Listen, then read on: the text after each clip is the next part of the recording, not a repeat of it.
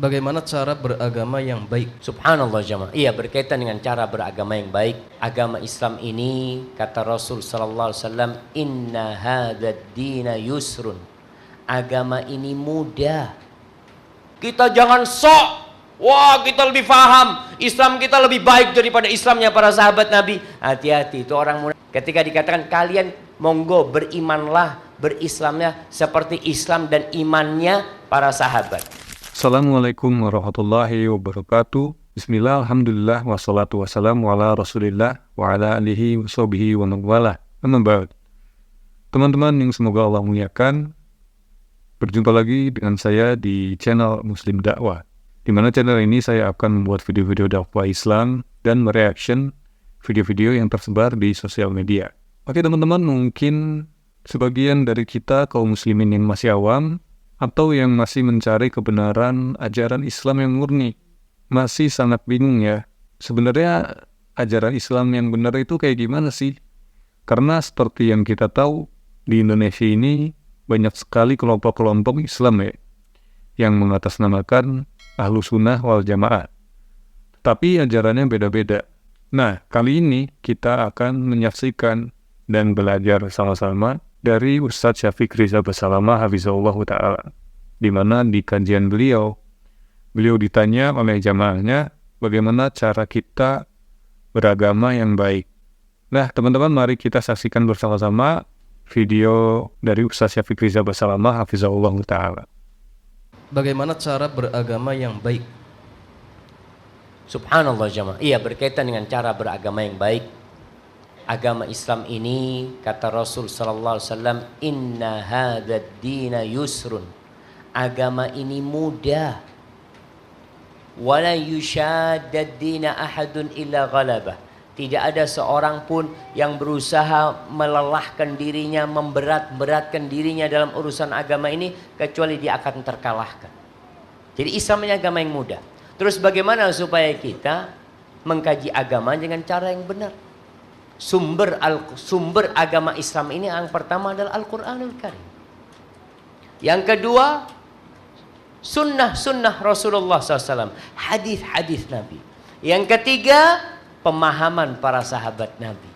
Jadi memahami Al-Quran, memahami sunnah bukan semau kita, tapi bagaimana para sahabat yang melihat Al-Quran turun, yang melihat Rasulullah Sallallahu Alaihi Wasallam mengamalkannya, kita ikuti. Tidak ruwet, agama ini nggak ruwet. Jadi tugas kita sekarang ini untuk orang-orang awam, agamanya orang awam itu bertanya. Fas'alu ahla dzikri in kuntum la ta'lamun. Ketika antum bertanya, pertanyaannya harus kritis sekarang. Tanya sama ustadz, afwan ustadz, anak kepingin dikasih tahu amalannya Rasulullah Sallallahu Alaihi Wasallam. Tanyakan. Dengan cara seperti itu mudah beragama, nggak ruwet, nggak pakai filsafat memahami agama ini. Pernahkah para sahabat Nabi belajar filsafat? Nggak ada. Mereka memahami bahwa agama ini adalah la ilaha illallah Muhammad Rasulullah. Dan ketika antum belajar agama, ada tahapan-tahapan. Yang pertama, tolong fahami rukun Islam yang 5. Pelajarin tuh apa makna syahadatain. Asyhadu an la ilaha illallah wa asyhadu anna Muhammad Rasulullah. Kemudian sholat, kemudian zakat, kemudian puasa, kemudian haji.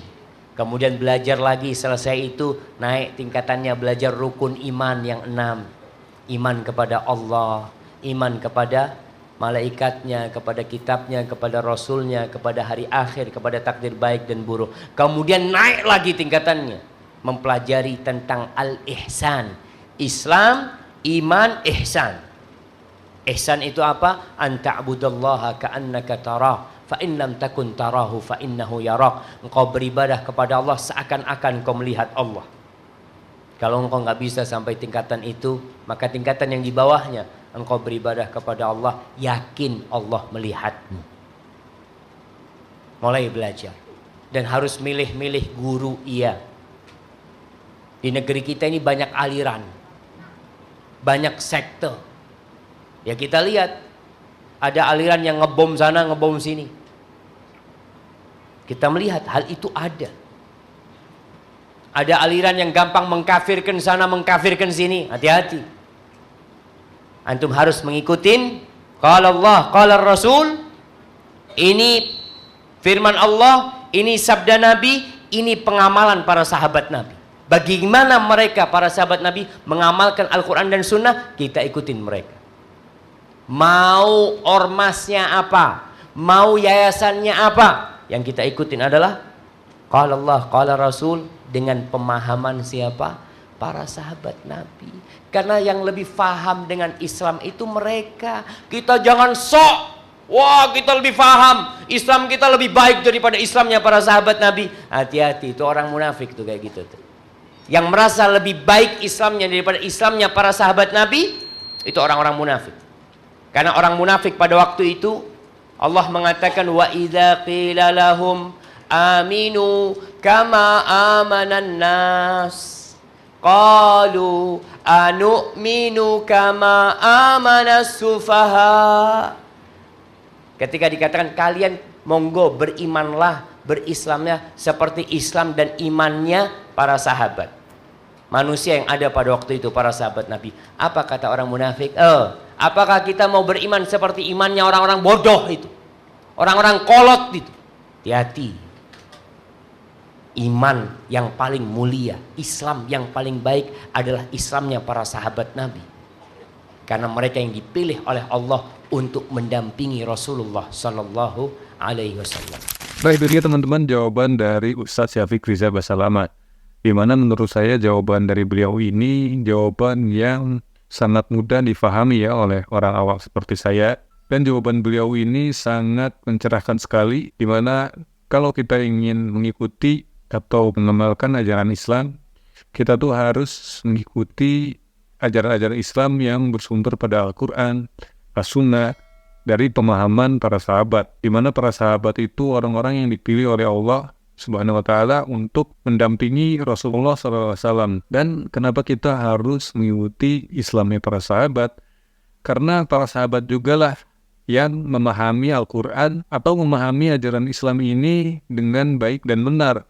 Karena para sahabatlah yang melihat langsung Nabi, yang diajarkan langsung oleh Nabi SAW. Itu ya teman-teman, jawaban yang sangat jelas dari Ustadz Syafiq Riza Basalamah. Semoga video ini bisa bermanfaat untuk teman-teman semua. Sampai jumpa di video berikutnya. Assalamualaikum warahmatullahi wabarakatuh.